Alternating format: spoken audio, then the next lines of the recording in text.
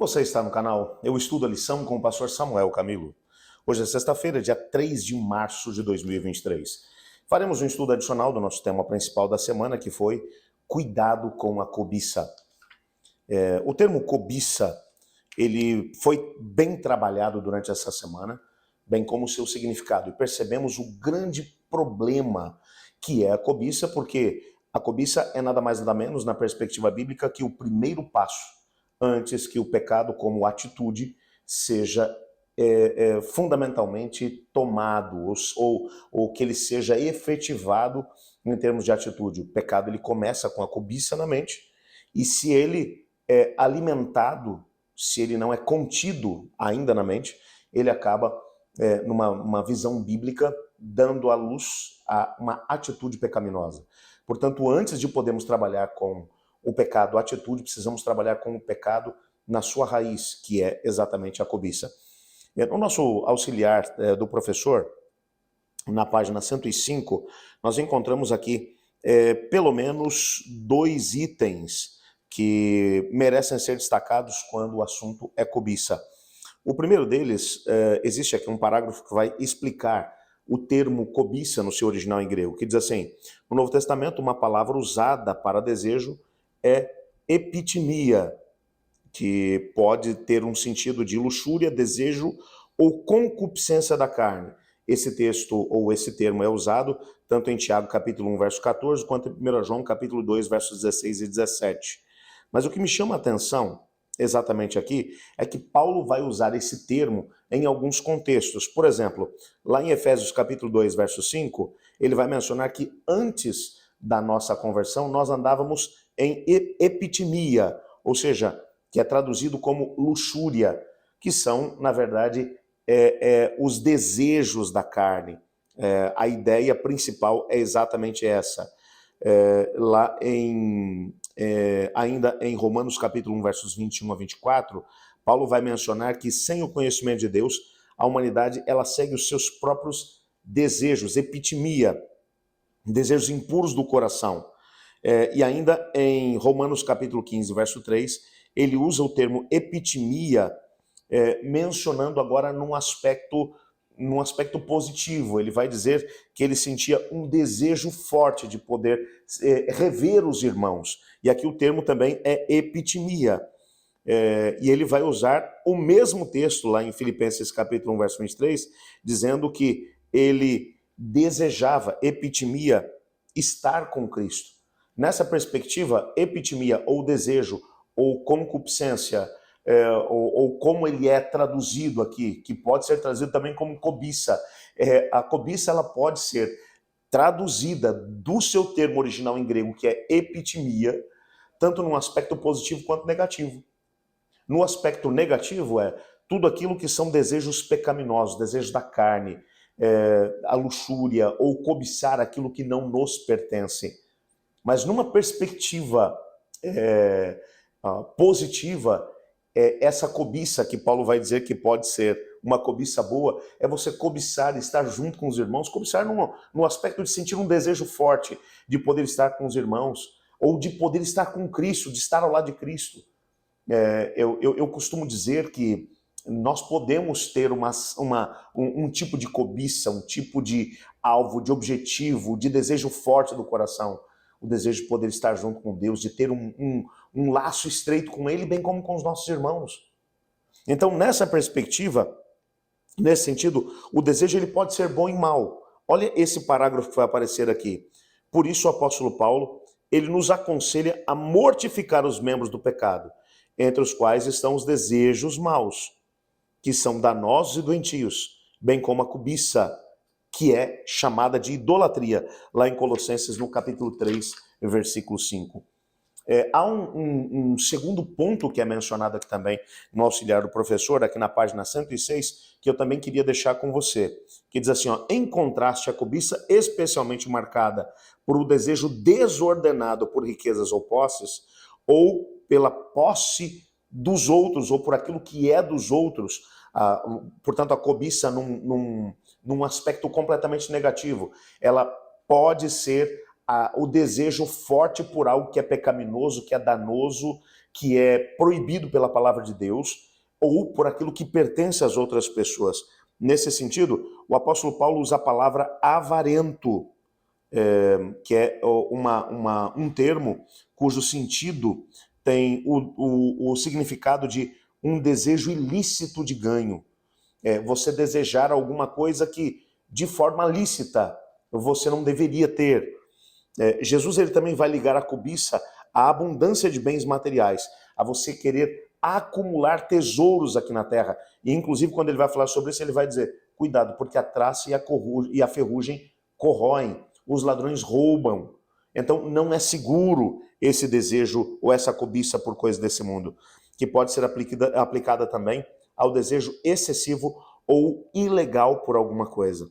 Então, nessa perspectiva, a concupiscência ou o desejo daquilo que é mal acaba distorcendo a percepção do pecado, e para poder vencer esse desejo distorcido por algo pecaminoso, o apóstolo Paulo, lá em Gálatas 5, verso 22, ele vai mencionar que é fundamental o domínio próprio, o qual, se não for trabalhado, se não for conduzido pelo Espírito Santo do Senhor, esse domínio próprio vai fazer com que o indivíduo acabe se tornando, na perspectiva bíblica, idólatra, porque ele vai divinizar as coisas materiais, ou seja, os bens, no lugar do próprio Criador.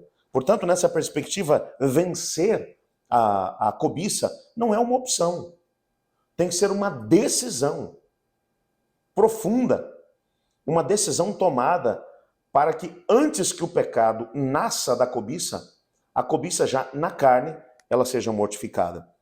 Nessa perspectiva, no nosso guia de estudos de hoje, o autor da lição, ele usa a história de Acã, que nós trabalhamos durante a semana. Ele traz um parágrafo que eu achei muito interessante, quero compartilhar com você.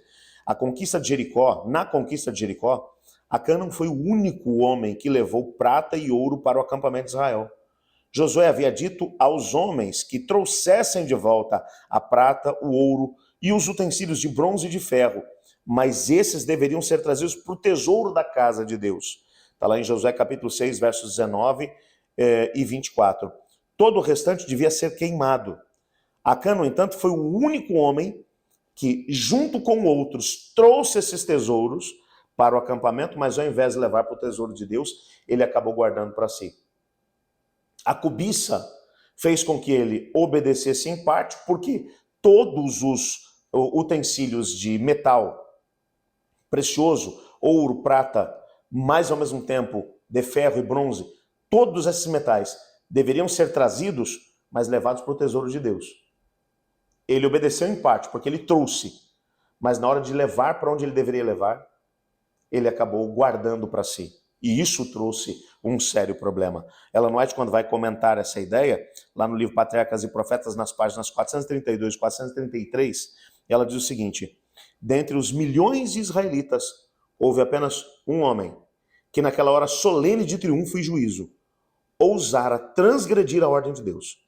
A cobiça de Acã foi despertada ao ver aquela valiosa capa de Sinear, mesmo quando ela o colocou face a face com a morte. Ele lhe chamou de uma boa capa babilônica. Um pecado arrasta outro, e ele aprisionou-se do ouro e da prata dedicados ao Senhor. Roubou a Deus nas primícias da terra de Canaã. Portanto, ele toma alguma coisa que deveria ser destruída, porque ele desejou aquilo que era pecaminoso. Deus disse: vocês não devem lançar mão disso. Todas aquelas coisas que haviam naquelas cidades haviam sido dedicadas às divindades dali de Canaã. E ao mesmo tempo estavam impregnadas pelo pecado, pelo mau uso que elas tinham tido. Deus não queria que o seu povo vivesse tendo como base o estilo de vida de Canaã. Então ele disse: eu não quero vocês envolvidos com nada do que diz respeito a isso. Essas cidades se tornaram herem, foram dedicadas a Deus para destruição. Essas coisas têm que ser destruídas. Acã, ele se aprisionou, o seu desejo, a sua cobiça por aquela capa babilônica, fez com que ele nem sequer se apercebesse do perigo que ele estava correndo, porque quando ele foi confrontado por Josué, ele disse: era uma boa capa babilônica. Uma boa capa que o levou à morte. Mas ao mesmo tempo ele roubou de Deus aquilo que lhe pertencia. O mesmo princípio serve como base para a gente hoje. Muitos de nós cobiçamos aquilo que Deus disse, isso não é para vocês. O mundo pode achar que isso tudo aqui é normal, faz parte da vida, mas não é para o meu povo. Cobiçar essas coisas, colocar-se no mesmo terreno em que Acã se colocou. O fim de Acã, ele foi apedrejado e queimado.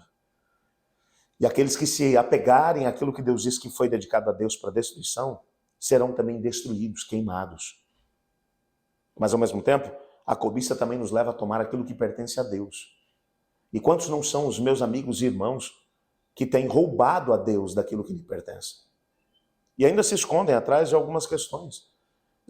Porque o dízimo é mal administrado pela igreja, porque esse pessoal não faz aquilo que deve, porque se eu tivesse lá eu faria diferente. Bom, muito bem, cada um vai ter que responder a Deus diante daquilo que fez ou deixou de fazer com os recursos que são do Senhor. Eu sou responsável por responder pelo que Deus me deu, e Deus disse, tem uma parte que é minha, os 10% que são dele, eu tenho que devolver. Pela oferta que eu também devo entregar ao Senhor. O que vai ser feito com ela? Bom, quem tiver que administrar vai ter que responder por isso, ou deixar de responder. E você pode usar a desculpa que você quiser para não ser fiel a Deus. Deus chama a negligência em entregar aquilo que lhe pertence de roubo. Não gostei, pastor. Então seja fiel a Deus, vai para o céu e quebra os pratos com ele. Porque foi ele quem usou essa nomenclatura. Foi ele quem disse isso. Aliás, eu falo para você, todos que têm experimentado o plano de Deus em relação a dízimos e ofertas, não reclamam. Porque a promessa de Deus está em vigor e continua funcionando ainda hoje. Eu gostaria de orar pedindo a Deus para que Ele pudesse tirar do meu coração e do seu coração a cobiça. Termino com o último parágrafo que aparece no nosso guia de estudos, onde o autor da lição diz assim: na lista de Paulo sobre os sinais dos últimos dias, os 2 primeiros itens envolvem a nossa atitude em relação ao dinheiro e às posses. Lá em 2 Timóteo capítulo 3, versos 1 e 2, ele diz: você precisa saber disso. Nos últimos dias sobrevirão tempos difíceis, pois os seres humanos serão egoístas e avarentos. Egoísmo e avareza são descrições significativas da humanidade nos últimos dias. Os nossos dias. Pessoas egoístas, avarentas, cobiçosas. Eu queria orar a Deus pedindo ao Senhor para que Ele nos ajudasse a conseguirmos fugir desse mesmo estado de coisas, para não permitirmos que essas coisas tomem posse do nosso coração. Mas antes de poder orar, por isso, eu quero orar também, eu já tenho mencionado aqui todos os dias, que queremos também, dentro do nosso canal, ter um espaço dedicado à oração. Devemos orar uns pelos outros. Selecione entre os pedidos que são mencionados aí no nosso chat, pelo menos 5 pessoas pelas quais você vai orar. E mande uma resposta dentro do chat para essa pessoa, para que ela saiba que tem alguém orando por ela, alguém intercedendo por ela. Orando uns pelos outros, receberemos bênçãos de Deus. Eu selecionei 5 pedidos que foram feitos aqui hoje para compartilhar com vocês. A Helena Reis, ela fez um pedido especial pela sua saúde. Está precisando de uma cura da parte do Senhor Deus. Vamos orar por ela. A Jenny Rose, ela fez um pedido especial pelo seu filho, pelo Luiz, que precisa de uma intervenção da parte do Senhor Deus. Não sei qual é o assunto, mas sempre que um pai ou uma mãe pede uma oração por um filho, a gente deve se unir a eles em oração. Tivemos aqui também a Norma Gomes. Ela pede uma oração toda especial pela sua família, que precisa nesse momento de um milagre da parte do Senhor Deus. A Marli, ela fez um pedido que eu achei muito interessante. Ela pediu pela saúde da sua avó, que está completando 97 anos. A dona Maria, a irmã Maria, vamos orar por ela, agradecer pelos 97 anos de vida dela e ao mesmo tempo pedir que o Senhor Deus a mantenha. A irmã Luísa, ela pede por uma irmã carnal, pela Tereza, que está passando por um momento de grande dificuldade e precisa de uma intervenção da parte de Deus. Nós vamos orar, colocando esses pedidos, bem como todos os demais, nas mãos do Senhor. Ore comigo. Senhor Deus, nessa semana tivemos a oportunidade de estudar a respeito do perigo da avareza, o perigo da cobiça. Percebemos também, Pai, que nós somos incentivados num bom sentido, cobiçar as coisas do céu, cobiçar uma relação íntima contigo, um estado de proximidade com os nossos irmãos, um conhecimento mais elevado da tua palavra, e não as coisas desse mundo. Ó Senhor, se por acaso hoje há algum irmão, alguma irmã que tem cobiçado os prazeres desse mundo e tem se deixado levar por eles, por favor, liberte essa pessoa. Se alguém, Pai, que tem de alguma maneira cobiçado também, de alguma forma, aquilo que não lhes pertence e tem roubado, inclusive, o Senhor nos dízimos e ofertas, eu te peço que o Senhor abençoe essa pessoa, para que ela possa se arrepender dos seus pecados antes que seja tarde demais. Quero também colocar os pedidos que foram mencionados aqui no nosso chat.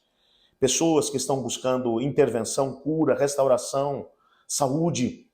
Eu te peço, Pai, que o Senhor possa ouvir cada um dos pedidos aqui mencionados, os 5 que mencionamos, mas também cada um que está registrado no chat. Nos colocamos nas suas mãos, no nome de Jesus. Amém. Eu estudo a lição? E você?